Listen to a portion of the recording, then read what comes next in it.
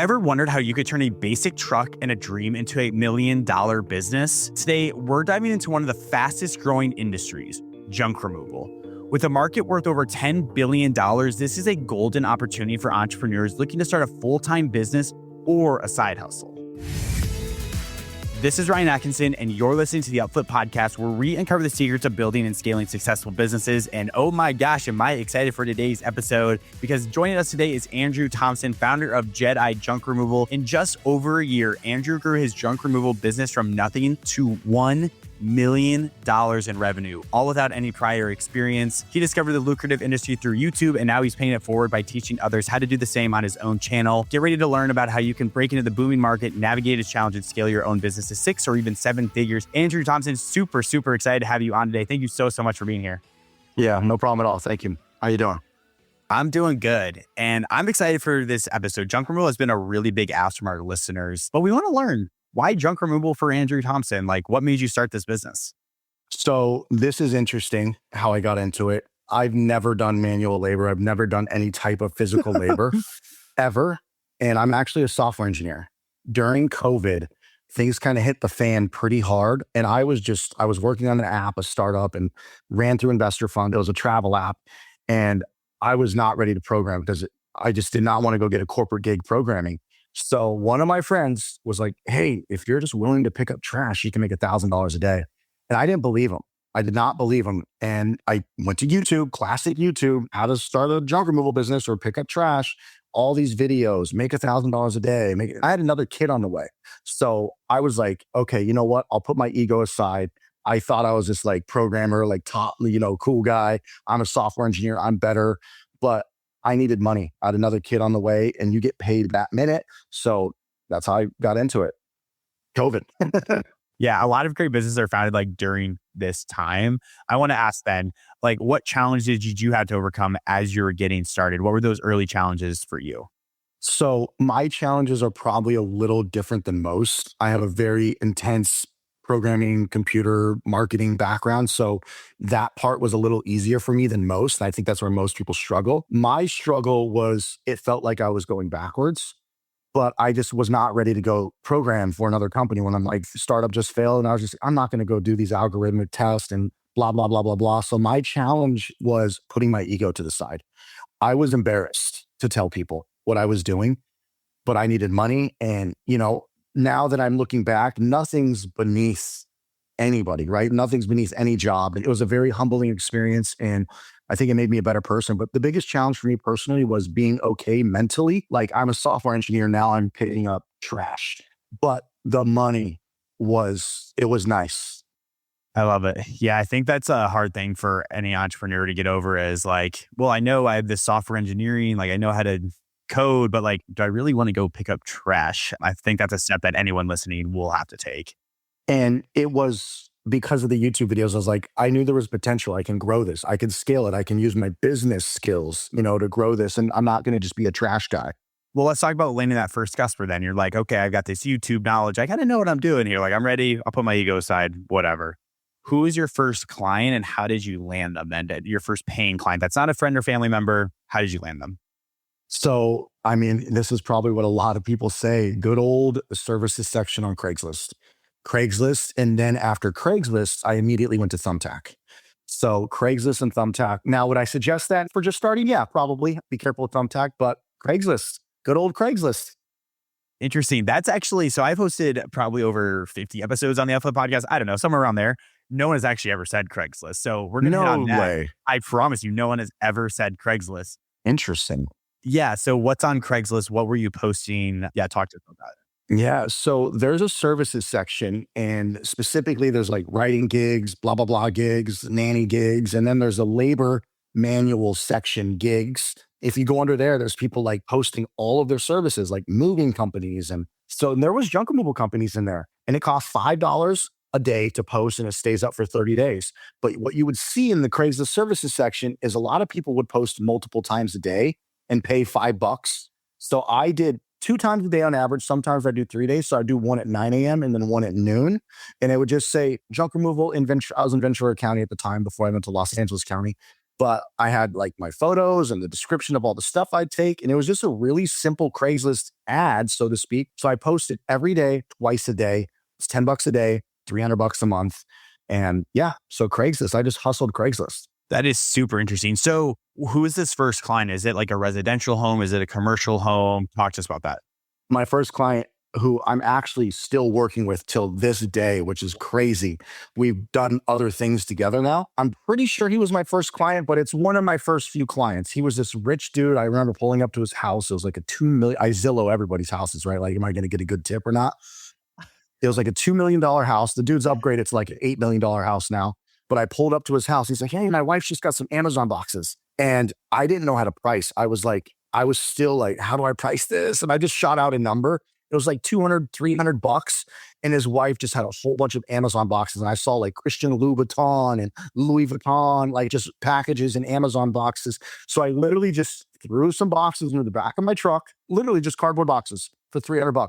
Took me 10 minutes. I remember this is the one job. I was like, holy crap. Did I just make $300 in 10 minutes? And that's where it started. And that's the beautiful thing about junk removal. It's not hard. That is so crazy. So I want to keep like snowballing this. So you got your first customer from Craigslist. What customer number was it when you didn't get them from Craigslist? Or like, what was the diversification on landing your clients? Or was it all through Craigslist? I kept running Craigslist for quite some time, but it gets to a point where Craigslist brings you like a few leads a week if you hustle Craigslist. That's not enough to sustain business. So then I got onto Thumbtack. But the big one of how I got into the $1 million we'll talk about later when you ask was Google Ads. But the next one I went to immediately was Thumbtack. So Thumbtack is like a marketplace for buyers who need services. So buyers and, providers, service providers. So you could be looking for a handyman who can hang a TV, or you need your house cleaned and whatever. But Thumbtack's difficult because it sells the lead. So if I'm looking for a junk removal or a cleaning company, it sells the lead to 3 service providers, 3. So 3 junk removal companies, and you're fighting for these leads. So as soon as the lead comes on Thumbtack, I have to respond instantly because the other 2 companies were all fighting for the same person. Super annoying, but I hustled the crap out of Thumbtack, and Thumbtack sustained me as well. And that kind of got me like really moving. Thumbtack and Craigslist in tandem. Interesting. So I want to talk about 2 questions here. We're going to hit on cost in the second question. First question, was it just you running this for how long? And then what were some of those costs that it took you to get started? So I'm kind of known in the YouTube world for getting off the truck pretty fast. And it's because I scaled with Google Ads, which we'll talk about later. But the cost was literally nothing for me. I was very lucky. I texted everybody in my phone, everybody, family, friends. And I was like, do you have a truck I could rent? Now, I could have like rented U-Haul or, like stacked up jobs. We got a Penske, a U-Haul, Home Depot for the day. I could have financed the truck. But I was lucky enough to somebody who had a 2006 beat up box truck with 180,000 miles. I mean, this thing, he asked to sell it to me for like $7,000. I was like, can I just rent it for $400 a month? He let me rent that box truck for $400 a month. So the only cost that I had at that point was just getting leads at like Thumbtack. Craigslist was negligible, right? $5 per post, but it was just the box truck. That was it. I did go get a used dolly for like $40 off Facebook Marketplace, and a flat dolly for $10. It was like the 2 things that you really need to get started is just a hand dolly and a flat dolly. Interesting. So are you still only going to residential homes to pick up trash at this point? Or what's the main focus here? Is it just straight residential, how you get to $1,000 a day? I would say 90% of the jobs are residential. 10% is commercial. My biggest commercial contract I've ever landed was $115,000 for one job. Wow. One job, one commercial client. What's the breakdown of that? Is that over like 12 months? Like what is 150,000 contract mean? So I should have been able to finish that in 2 weeks. Should have been able to, but the contractor that I outsourced part of the job to another company, we could talk all day about that. So I'll just say it was supposed to take 2 weeks, but it took a month and a half. I still had my 2 locations running at the same time while doing this big job. So that was one of our best months. But yeah, that was a big commercial job, $115,000. I love it. Let's keep progressing there. Someone's hearing $115,000. And I alluded to in the intro here, like you got to $1 million a year very, very quickly. What was that time frame and what did you have to do in order to achieve that? So This is where I'm okay, not to like toot my own horn, but this is kind of where I'm like known in the YouTube sphere in the junk removal community is I did 1.1 million my first year in junk removal. And that's because I moved to Google Ads by the second month of being in business. Because I just knew from all the research that I've done, and my friend told me Google Ads is where it's at. You pay to get leads, and then he's like, yo, you'll just spend 20 bucks, 40 bucks to get a customer, and then you can charge them 500. And I scaled my Google Ads very fast from starting from 100 a day to 200 a day to 500 a day. I was spending $1,000 a day by month 6 when I got my second location going. So I was spending on Google Ads alone, just Google Ads, near anywhere, it would vary, anywhere from $700 to $1,200 a day. I was averaging that much on Google Ad spend, running both locations. Interesting. Well, what was the ROI from that? Are we talking like a 5x ROI from that? Yeah. So at the end of the year, I spent a little over like $260,000 on ads, and I brought in 1.1 million in my first year. So it's like a 4.1x return. Plus, I served about 2,500 customers. So I had 2,500 customers in my CRM that I can remarket and, so on. Oh my gosh, that is so interesting. And I want to talk about that. A question that comes to mind is like, was this a recurring business model where you're like, I'm going to go every week to this residential home and pick up trash? Or were these just like all one-off projects and you just happen to get to $1.1 million? And I ask that because it's different if you're doing project-based work where every month you start out at $0. And people listening, like think about this in your business model. When it's project-based work, it's like $0 every month. You start, you build it, first day you come back. But if you have a retainer to it, it's a little bit more scalable. So I'd be curious on how you did it. So, okay, this is the thing about junk removal. Residential junk removal is, I'd say 90% of the time, 95% of the time, these are one-off jobs. My average job size was like $500, anywhere from 400 to 500, and these are one-off jobs.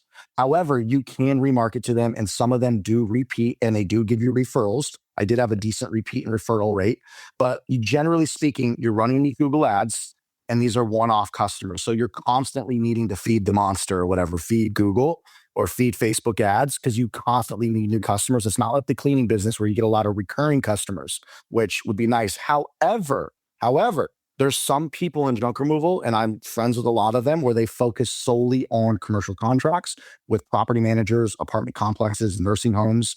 As you can see, those people would need you more frequently, storage units that need clearing out. And that is another direction you can go. Interesting.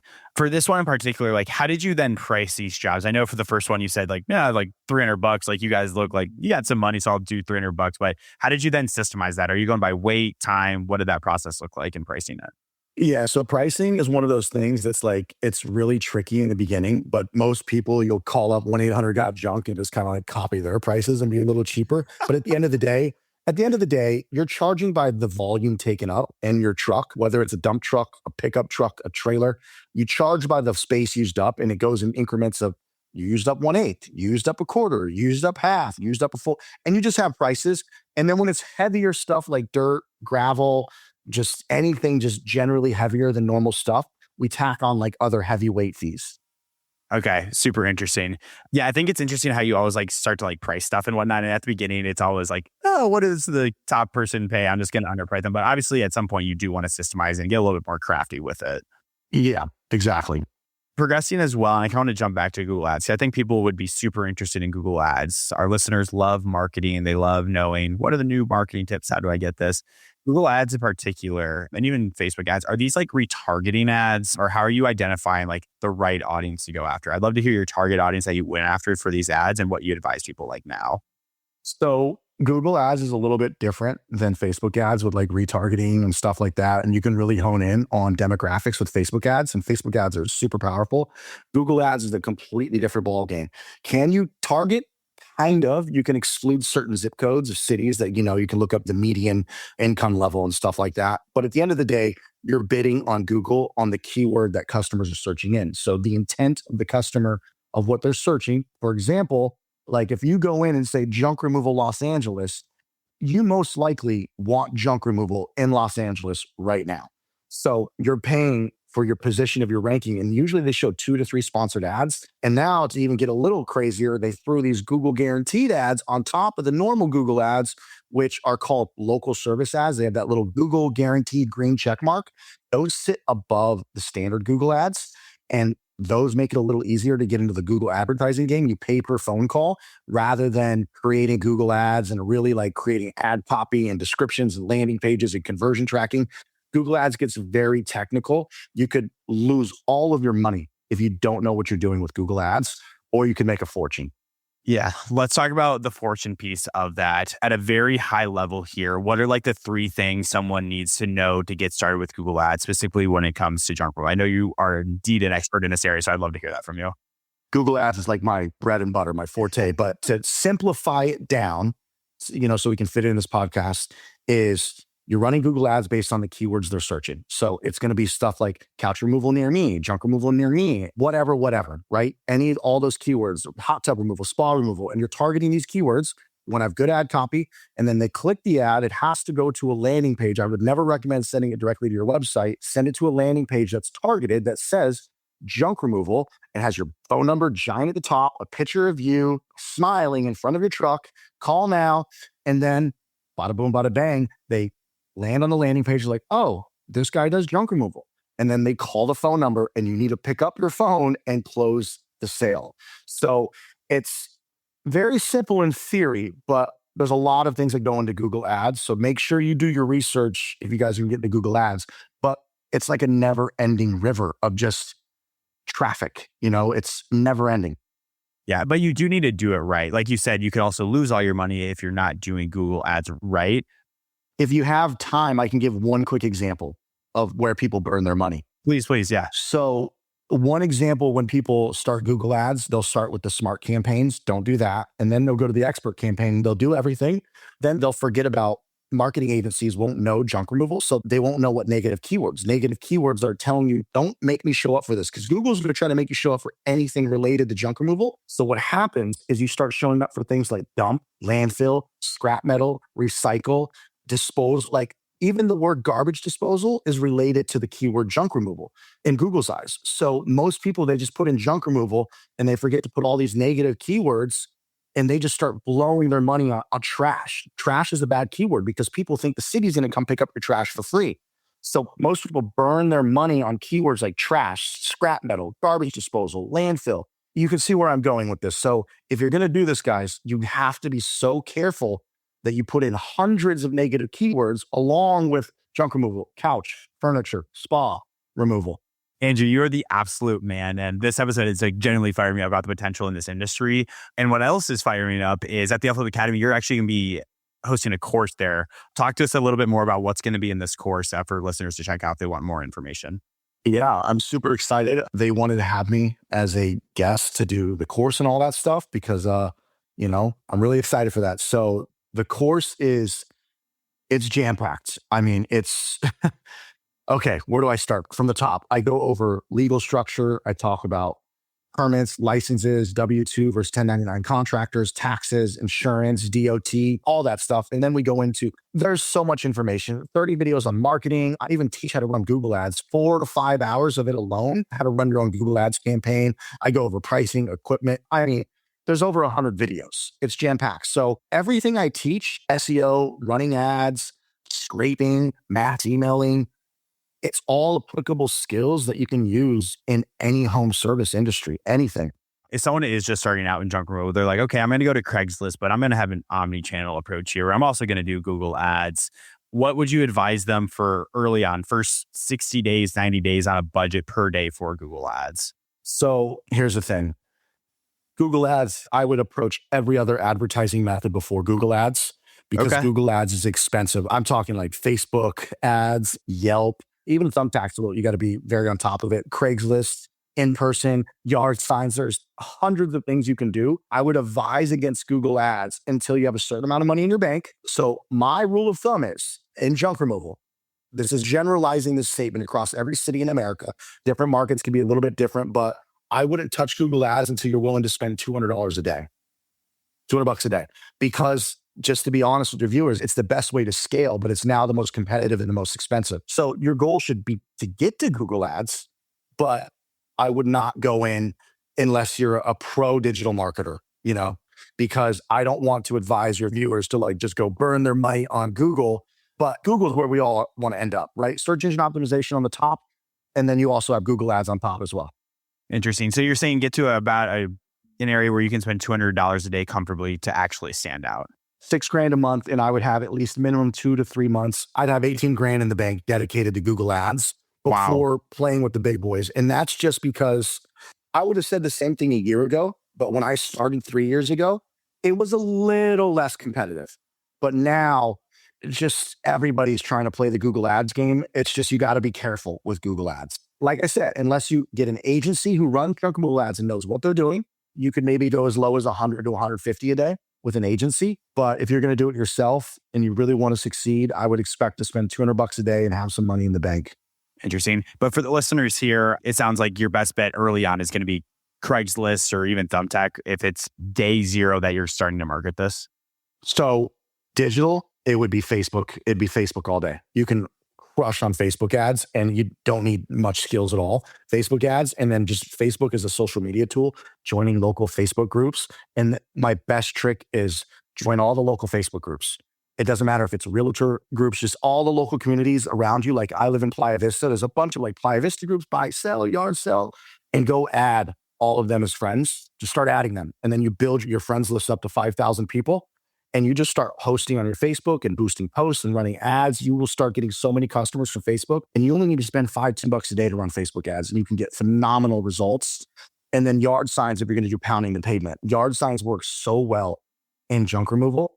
So Facebook for the digital side, yard signs for pounding the pavement side. And those two things alone, you can get to 20 grand a month. I've seen it countless times, 20 grand in revenue a month. And then 6 months from now, you can start running Google ads. But even still, people listening are going to say $20,000 a month, like sign me up here. But I do want to ask the question, what are your typical margins in the junk removal space? Obviously, if it's you can much better if you don't have a payroll, but what are typical like margins if you're doing $20,000 a month?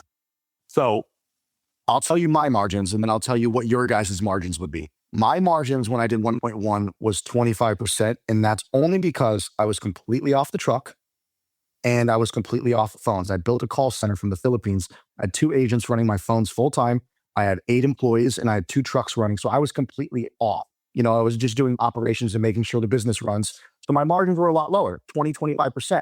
But I'm still making $250,000 not doing much, Now, when you first start this business like I did or anybody else does, and you're willing to stay on the truck, which you should for the first year, your margins to be as high as 70%. Wow. Whoa. So let's say you're in a state with really high landfill expenses. Some states have expensive landfill fees, like $200 a ton, $250 a ton. That's expensive. The lower side of it is like $30 a ton. So if you're in Florida, super cheap. But anyways, 50 to 70% margins. If you're the one doing the work on the truck, you're the one answering the phones, you're the one doing everything, which you should be in the beginning. I always recommend in the first year, don't try to be getting off the truck and getting off the phone. Stay in the business for the first year. Andrew, that is phenomenal advice. I think once you are actually in the business, it makes it way easier to build out those systems. You know what works, what doesn't work. And that's how you can actually, you don't scale at that stage, but that makes it much easier to scale past that first year. Yeah, exactly. Listeners are going to be excited for this one. I'm excited, like listening to this and the potential here. So if someone does want to start this business today, they listen to this episode and they're like, I'm doing it. What are the first 3 things that they should do? So the hardest thing, of course, in this business is always going to be the truck, right? Do I get a truck? Do I get a trailer? Do I get a dump trailer? Where do I get it? What I tell everybody is if you don't have lots of friends and family who can loan you a vehicle or that you can rent or borrow, your first option is going to be call Penske, U-Haul, Home Depot. See which one is the cheapest for a 24-hour rental. And then you can go start job stacking. The next is getting the leads. So you found the truck, you have figured out whether it's friends, family, or one of those places. The next thing to do is job stacking and getting leads. I would do Craigslist and I'd hustle Facebook and I would do yard signs. You can order 100 yard signs for $200.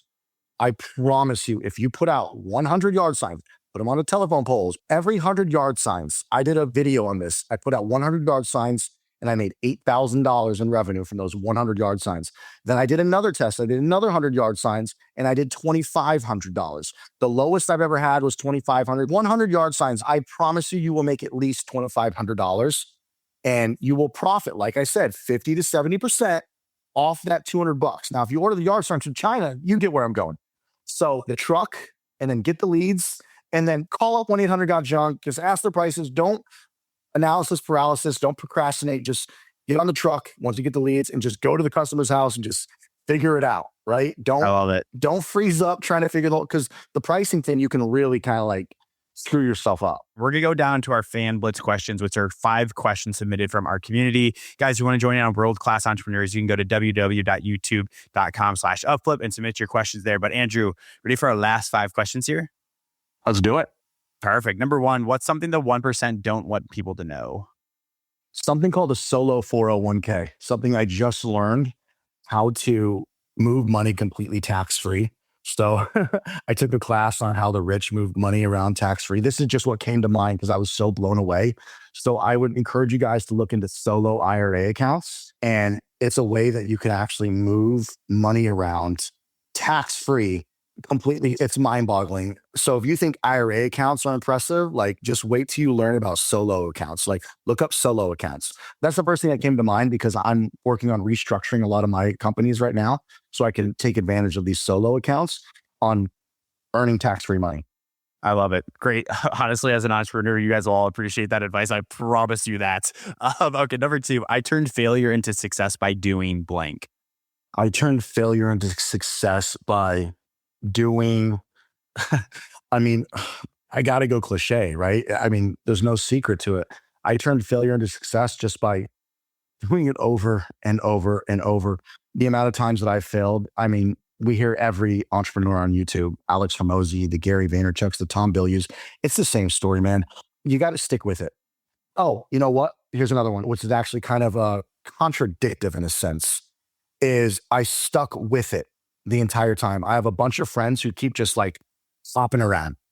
I stuck with it for years and my life has changed because I stuck with this one path, junk removal, and I made it work. That's not to say though, like, yo, if it's not working, don't be a sissy about it. Get up, move to the next idea. But yeah, so contradictive, but It's good. Number 3, did you have any prior experience in junk removal before you got started? no. Like I said earlier, this was a huge, huge identity change for me, identity shift. And it was one of the most humbling things I've ever done because I've been a digital guy. I've been a software engineer since I was a little kid. Believe it or not, I started programming when I was 11 years old. Jeez. So with the TI-83 calculators, but no, I had no experience in home service businesses. I had no experience with manual labor. This was a complete shift for me. I love it. Number 4, what has been the hardest part of running your business? Oh, God. Growing any business is difficult, but I'd say in this industry and probably all of home services, it's going to be employees. Finding employees that are willing to do this kind of work and scaling home service companies. Once you figure out how to get the leads, the next hardest part is building a team. It's always going to be the most difficult part. That is 100% true. And I can speak from the agency side as well. Number 5, last one for you. What do you do with the profits? So I go out and buy, Rolls Royce. No, I'm just kidding. I do my best to invest, but usually I end up saving it and then reinvesting it back into the company. However, I do need to go out and start investing in some crypto and all that meme coins. No, but classic answer. You put as much back as you can back into the company. That's always the answer. Make sure you leave enough money for you, but just make smart investments back into your company. Don't just go buy a dump truck because you want a new dump truck. Make smart investments. I love it. Well, I feel like I have gotten smarter during this podcast and I have loved your answers during it. So I want to thank you so much for being here today, Andrew. If someone's like, oh my God, this Andrew guy is awesome, I need to connect with him, where can they do so? So I'm mostly on YouTube. I think if you just literally search Andrew Thompson, I should show up, but that's a very generic name just in case. It's at Andrew Jedi on YouTube. And then I am on Instagram as well at Jedi Andrew Thompson on Instagram. Everyone, that was an amazing episode with Andrew. I am fired up from talking with him a little bit more about how you can get started with this junk removal business and make money fast. 3 quick takeaways. Number 1, to land your first customer, go look at Craigslist. Find ways that you can list your services on Craigslist, post there, hustle there, and land your first client. Number 2, Google Ads. We had like a masterclass in Google Ads. He gave advice to start them later on when you can spend about $200 a day. But in here is a ton of great tips on how to successfully grow this business through Google Ads. And then going to number 3, how you can get started as well is join Facebook groups, run ads on Facebook, and then also use yard signs. This is how you can land some of your very first clients. ton of actual strategies in here for you guys to get started with your first junk removal business as well. Andrew, thank you so much for being here today. I appreciate the episode. Thanks so much, Ryan. You have a good one.